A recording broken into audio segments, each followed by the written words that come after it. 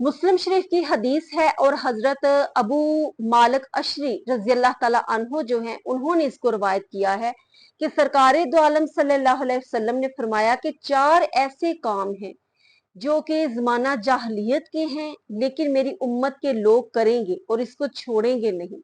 वो कौन से चार काम हैं? सबसे पहले नंबर पर फरमाया कि मेरी उम्मत के लोग अपने खानदान पर, अपने हसब नसब पर, अपनी बरादरी पर बहुत फख्र करेंगे। यानी समझेंगे कि बस मेरा खानदान सबसे आला है, अफजल है, इसी में तमाम खूबियां हैं, तमाम सफात हैं।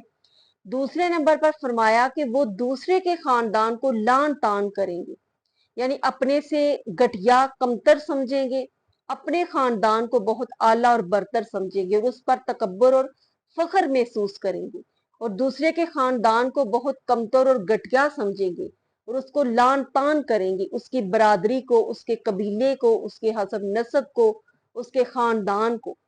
और तीसरे नंबर पर फरमाया कि मेरी उम्मत के लोग सितारों की चालों से बारिश की उम्मीद रखेंगे, और ऐसा भी आप जानते हैं कि हो रहा है। साइंस टेक्नोलॉजी का दौर है, पहले ही ये मुशाहदे किए जाते हैं, तहकीक की जाती है कि फलां डेट को, फलां दिन जो है फलां शहर में बारिश होगी, बारिश का इम्कान है, तेज हवाओं का इम्कान है, और ये भी सब हो रहा है जिसकी निशानदही सरकार दो आलम सल्लल्लाहु अलैहि वसल्लम ने 1400 साल पहले ही फरमा दी। वो तमाम काम आज हो रहे हैं। और चौथे नंबर पर फरमाया कि नोहा करना, जमाना जाहलियत की तरह के नोहे किए जाएंगे मैयत पर।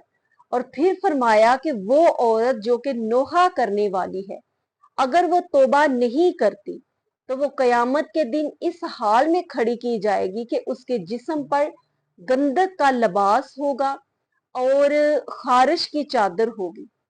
इसी तरह हजरत अब्दुल्ला बिन मसूद रज़ी अल्लाह ताला अन्हो ने रवायत किया है, और मुस्लिम और बुखारी शरीफ की ये हदीस है कि हजूर सल्लल्लाहु अलैहि वसल्लम ने फरमाया कि जो नोहा करने वाली औरत है वो तौबा किए बगैर अगर मर जाती है तो इस हाल में खड़ी की जाएगी कि उसके जिस्म पर गंदक का लिबास होगा और खारिश की चादर होगी। और नोहा जो है इससे मुराद अपने चेहरे को नोचना, अपने सीने को पीटना, बाल खोलना और रान पीटना, और इस तरह जमाना जाहलियत की तरह के नोहे करना और पुकारना, ये तमाम चीजें शामिल हैं और जो बिल्कुल हराम हैं और नाजायज हैं।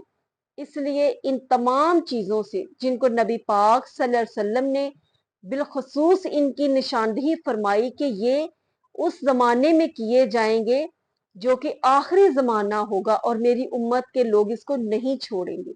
अल्लाह रब्बुल इज्जत हमें उन तमाम बातों और कामों से महफूज रखे जो नबी पाक सल्लल्लाहु अलैहि वसल्लम और अल्लाह की नाराजगी का सबब बने। आमीन सुम्मा आमीन।